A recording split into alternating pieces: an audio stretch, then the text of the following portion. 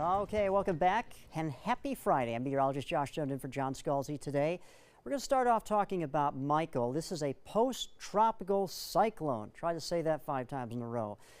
Just the other day, it was a strong Category 4, slammed in the Panhandle. We all know about that. And then it went through Georgia, the Carolinas, eastern seaboard, and earlier this morning it was just drenching Long Island, portions of southern New York and Connecticut. And now it is pulling away, which is great news. It's picked up steam. It's moving at 29 miles per hour to the east-northeast. Where is it going? Well, it's going to stay over water and go all the way across the pond over to Europe. It might even clip the northern part of Spain and right into France. Won't be a hurricane by any means, but still an intact area of low pressure, bringing gusty winds and some rainfall for those folks there. As far as the rest of the tropics go, we still have a Category 1 hurricane. This is Leslie. It's moving eastward, though, so away from the United States. And another storm, this tropical storm Nadine, it is slowly moving westward. We'll keep an eye on it, but it is going to encounter some wind shear over the next few days and probably will dissipate, so we're not really concerned with Nadine at this time. But we've had an active season, no doubt about that. 14 storms, 7 of those 14 have been hurricanes, and 2 of the 7 of the hurricanes have been major. Bringing it closer to home, nothing to show you here on the radar. We had a few light showers that developed this morning. Those have dissipated. And last night we had a cold front that came through the area. Behind the cold front, we have dry air, and that's helping eroding the cloud deck.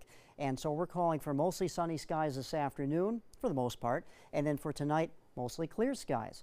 Watch what happens with the temperatures. We're going to cool down tonight, and when we wake up tomorrow, open our front doors, 67 here in Sarasota. Some areas inland could be in the mid-60s. We call this radiational cooling. With a lack of cloud cover, the heat from the day will escape right up into space because there's no clouds to trap that heat. So looks like this is going to happen. We're having northerly wind. Winds won't be that breezy, but they'll still be northerly and transporting that dry air down from the north. And then we'll warm up into the upper 80s, but the dew points and the humidity level will be low, and it will feel very nice over the weekend. And a lot of people are going to experience the taste of fall in the air. 57 in St. Louis, 36 in Billings, Montana. That's almost like winter weather. But here, lovely conditions, mid to upper 80s for us. You can see the dew point already 53 in Pensacola, while it's 70 in Sarasota, but that dry air is coming. Now, as far as temperatures around the Sun Coast, in the mid 80s right now. Another story is the red tide, as we discussed a little bit earlier. It's not as widespread right now. This graphic was from earlier in the week. We're going to get an update later on today, but hopefully, keep our fingers crossed, the red tide graphic here will show minimal amounts, if any at all. Anyway, as far as our forecast goes, sunny weekend and cool lows ahead for the next couple of days. Low humidity in the forecast, and then the showers will return next week thanks to more easterly, southeasterly winds. But our low tonight could dip down to the upper 60s, so it's going to feel very comfortable. So lots of sunshine over the weekend. Then, as you can see, the rain chance does increase as we get into the middle portions of next week. Scott?